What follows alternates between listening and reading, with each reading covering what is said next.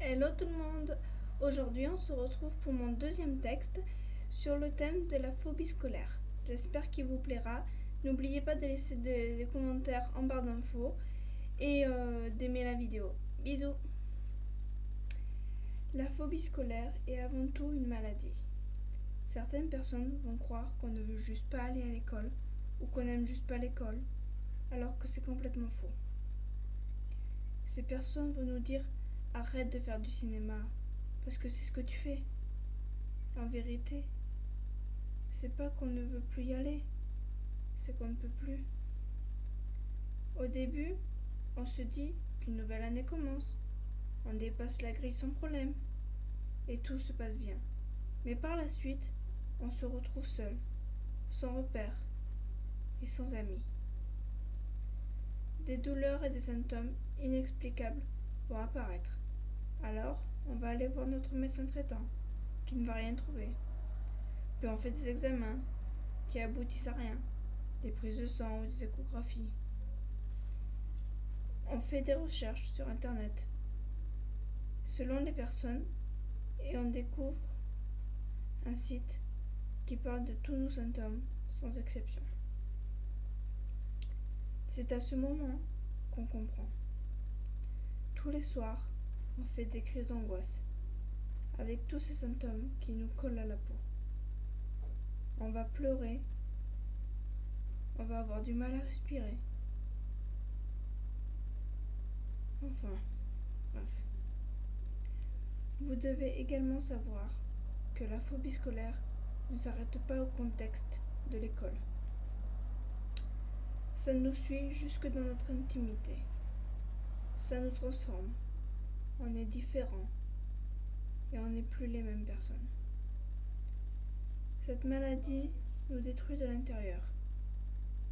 Elle nous prend tous nos sentiments et on peut commettre des erreurs ou des choix que l'on peut regretter, car on est à moitié consciente de ce qu'on peut faire.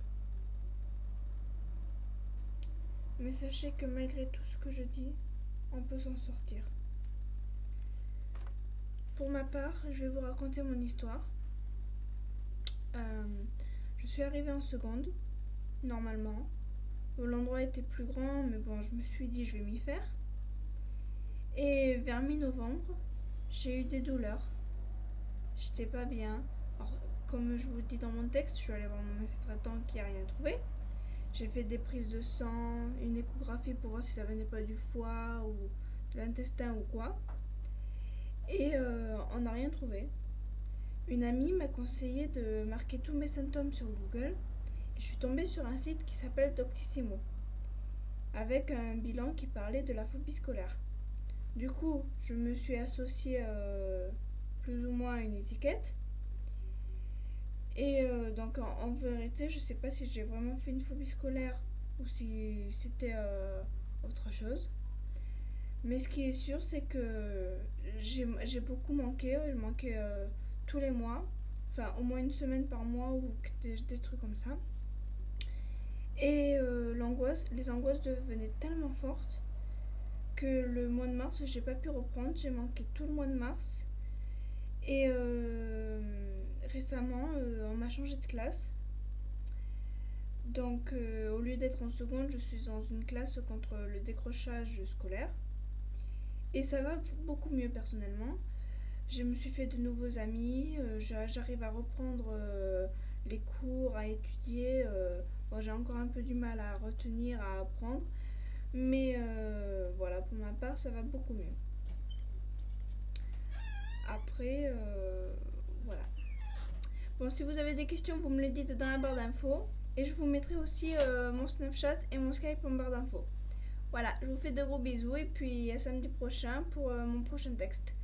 Sachant que je n'ai pas encore le thème, je vous demande de me proposer des thèmes en barre d'infos. Bisous!